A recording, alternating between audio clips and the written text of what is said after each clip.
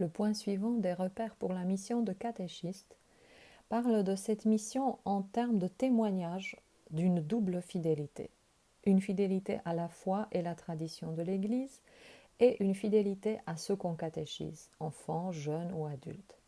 Cela demande que le catéchiste connaisse à la fois le message qu'il transmet et celui qui le reçoit, ainsi que le contexte social dans lequel il vit. Savez-vous que le catéchiste a une mission proprement pontificale ?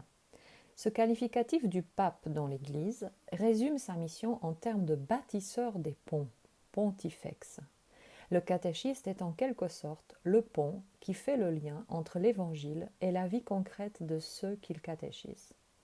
Pour assurer une stabilité, un pont doit avoir de bons piliers des deux côtés, sinon il risque de s'écrouler. De même, pour que sa mission porte du fruit, le catéchiste est appelé à garder une double fidélité. Fidélité au message évangélique, à Dieu, et fidélité aux personnes qu'il catéchise. Pour utiliser une autre image, il a besoin d'avoir un pied dans l'Évangile et l'autre dans la culture des enfants catéchisés. S'il prend seulement soin d'être en phase avec ce que vivent les enfants, il peut finir par leur transmettre ses propres points de vue plutôt que ce que dit l'Évangile. S'il se plonge uniquement dans l'Évangile, sans connaître les personnes et ce qu'elles vivent, il risque d'être déphasé, de véhiculer un message incompréhensible pour les enfants de son équipe de catéchèse. Pour être ajusté dans sa mission, le catéchiste a besoin d'avoir une culture de l'Évangile et une culture de ceux à qui il s'adresse. Comme le disait saint Paul dans la lettre aux Corinthiens. Et avec les Juifs, j'ai été comme un Juif pour gagner les Juifs. Avec ceux qui sont sujets de la loi, j'ai été comme un sujet de la loi, moi qui ne le suis pas, pour gagner les sujets de la loi. Avec les sans-lois, j'ai été comme un sans-loi, mais je ne suis pas sans loi de Dieu, mais sous la loi du Christ, pour gagner les sans-lois. Avec les faibles, j'ai été faible, pour gagner les faibles. Je me suis fait tout à tous, pour en sauver à tout prix quelques-uns. Il n'y a pas de communication efficace de l'Évangile sans se faire proche de ceux vers qui on est envoyé. C'est le fondement de la démarche d'un missionnaire. Mettre en quelque sorte entre parenthèses ses propres manières de voir, de juger, mais sans concession, et rejoindre la culture de l'autre pour pouvoir lui parler en termes qu'il comprendra. C'est aussi l'enjeu d'une écoute active. Autrement dit, il s'agit d'apprendre la langue de l'autre.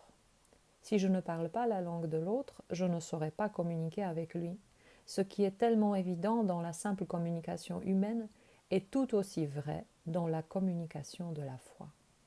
Mais, de l'autre côté, il est aussi important d'être à l'aise dans la culture de l'Église, puisque c'est en son nom que nous sommes envoyés comme catéchistes. Pour atteindre les autres, l'Évangile se ferait le chemin à travers notre vie, à travers ce que nous sommes, humainement et spirituellement. Nous sommes tous en chemin dans notre foi. Pour le catéchiste, tout ne doit pas d'office être comme acquis et clair. Mais sa mission l'engage afin de rester fidèle à l'Évangile et à l'Église, à approfondir sa connaissance de Dieu, à travailler ses résistances, à convertir son regard et sa compréhension des choses. Le catéchisme est aussi un pont dans un autre sens, entre le contenu de ce qu'il transmet et la manière dont il le fait. Imaginez un catéchiste qui, devant un enfant très turbulent, lui donnerait comme punition d'écrire 100 fois « Dieu t'aime ». Il est censé transmettre l'amour de Dieu, mais en appliquant une punition, dans les faits, il contredit le message qu'il souhaite faire passer. Il s'agit ici de la cohérence, qui est le premier critère de la crédibilité de notre foi. Cette double fidélité qui nous est donc demandée est en effet une réalisation concrète du grand commandement de l'amour de Dieu et du prochain.